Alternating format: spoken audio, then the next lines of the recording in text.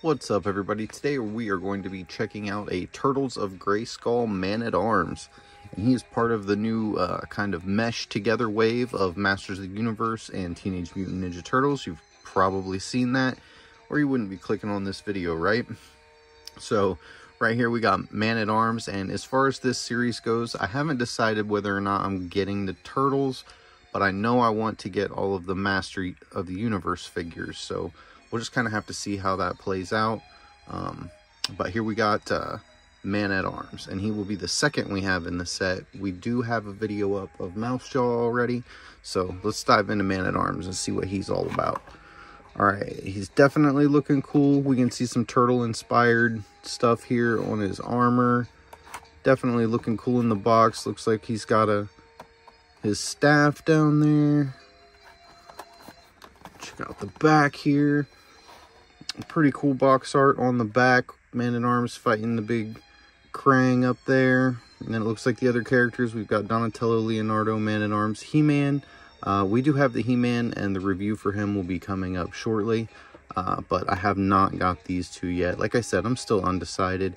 I'm in the middle of collecting so many different things of Masters of the Universe that I kind of feel like maybe I should just stick with Masters of the Universe until I get it completed. Really cool packaging though, and you can see this one's for the good guys. It's got He-Man and Leonardo at the top, and then I believe the bad guys will have Skeletor and Shredder possibly in the top corners. Not 100% sure on that yet either. I forget what the packaging to the He-Man looks like. But let's go ahead and get him pulled out of the box and check him out. So here he is pulled out of the box, looking extra cool. I have to admit his armor looks way better on him than I originally thought it did in the package. He poses up nicely. Just because of some of the weight of the different pieces, he was tipping over a little bit at first, but I got him set up good now, and I'm really happy with the way he's posed here. As you can see, he's got his mace in his hand. It's pretty long. It's an extra long mace. It does connect to Donatello's mace though, so it kind of forms this big long bow staff if you have both of the characters. If we get Donatello, I'll pull Man-at-Arms back out. That way I can show you that as well. But let's go ahead and take a look at him. I did have to put this guard on this arm. I know Man-at-Arms is normally everything on the left side, but I just couldn't get it to fit right and look right over here. Let me go ahead and move his weapon. I just couldn't get it to look right over here with this shoulder pad. It just kept hitting on the bottom here and just pushing down, falling off of his hand. So I went ahead and just threw it on the other arm. I guess I could have chucked it to the side, but it fit on the other arm without near as many issues and looks pretty good in my opinion. So if we go ahead and just get rid of this weapon, which he does have a nice firm grip on, and we take a look at Man-at-Arms, he'll go over his articulation. Let's go ahead and get him kind of stood up straight. So his arm with the armor on, go all the way up, and then it starts hitting into this fur here on the back. Yeah, so you can see that starts lifting up and getting kind of distorted once you hit the peak here. So you can see the joint under the arm, the joint in here, and see how this is already just kind of flopping off. Little disappointed with that part of the armor, but once you get him all set up, he does look pretty good. We have a single jointed elbow, so unlike the Masterverse characters, we just have one joint here. Then the hand does swivel all the way around, as well as his hand happens to articulate down, up. Some of them go back and forth this way, but his goes up and down. Same thing on the left hand, it's going to go backwards and forwards.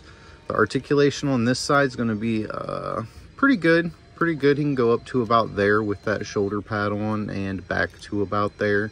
So not horrible. The joints on Man-at-Arms are very stiff. See what I'm talking about this here? It just kind of, nothing really wants to stay where you want it to stay. Once you get him posed up, he's pretty cool, but as far as stuff just staying where you'd like it to stay, it seems to wobble around. If we go around to his back, it looks like he's got this nice fur tuft up at the top. Pretty cool. And then we have the shell, which should pop off Yeah, there's a couple holes here in the back of his armor, and then these two things here just plug into that. And if we take a closer look at the shell, you'll see that it's going to double as a shield. Right here's its handle. Get a better look at that. I like the way they've done his shell. It's kind of like a riveted together shell. It's not like the turtle shell like the other turtles have. You can tell that this is something that they made, or supposed to have made. Let's see how he holds it in his hand. If he holds it, another stiff fit.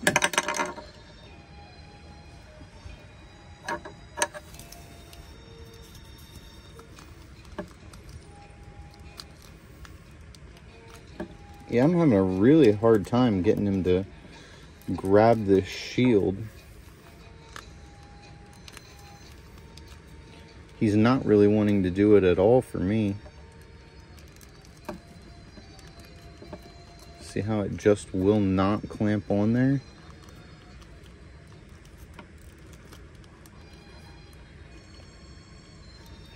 Yeah, I think that's as good as we're gonna get it, and that's not good. Yeah, so I will never be able to use him with this shield in his hand. That bothers me too much. So I feel like if you're going to put an accessory like that, make it fit.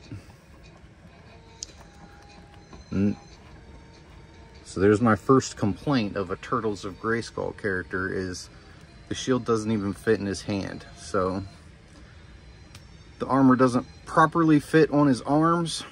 It's another downside for me. As far as just the way he looks, if you can get him set up, he does look really cool.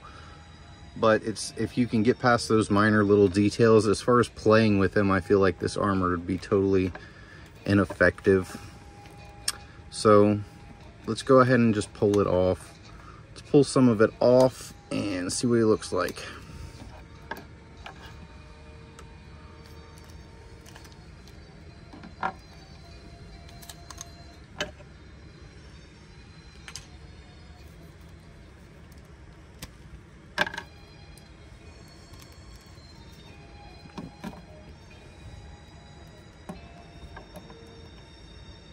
I guess I could have kept his shoulder piece on. There he kind of looks without most of the armor. I do like the furry thing coming off of his back. I think it looks pretty good.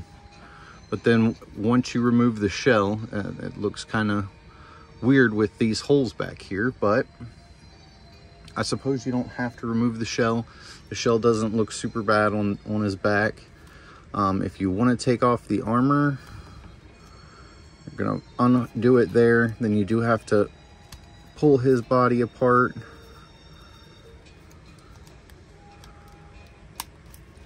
His head's gonna have to come off.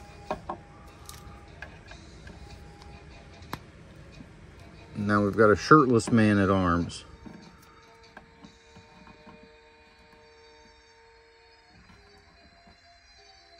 He's not wanting to stand as well for me as he was just a minute ago.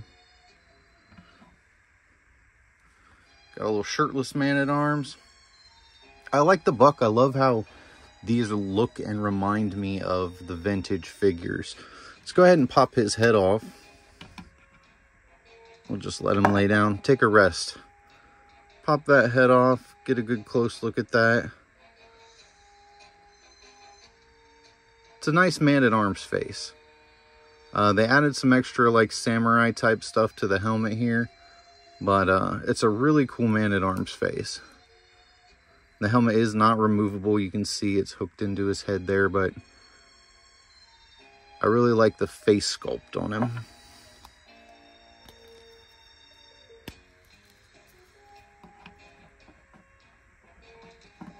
All right.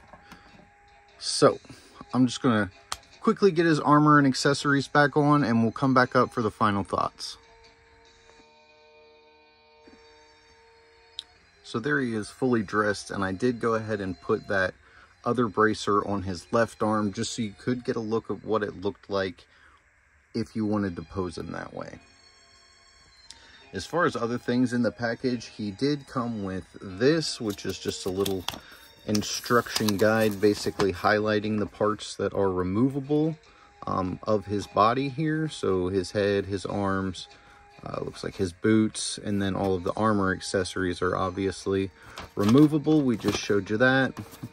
Blank paper on the back.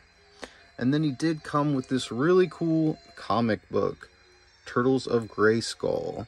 So, pretty cool comic. I'm probably going to do a separate video where I just go through all these comics, and mine does not have words in it. So, I guess it's going to be kind of a make it up as I go thing here. I didn't want to spoil it and let you see what the story was, but it looks like I'm not going to know what the story is myself. I'm not sure why mine doesn't have words, but it does have some really cool artwork in it. I appreciate you guys for taking the time to watch the video and help me build this community. Please don't forget to tell someone you love them. God bless you, and I'll see you in the next one.